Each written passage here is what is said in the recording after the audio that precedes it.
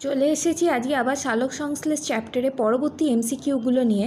প্রথমটি দেখতে পারো, ক্লোরোফিল এ থাকে কিসে থাকে? সব উন্নত সালোক সংশ্লেষকারী উদ্ভিদেই আমরা ক্লোরোফিল এ দেখতে পারি।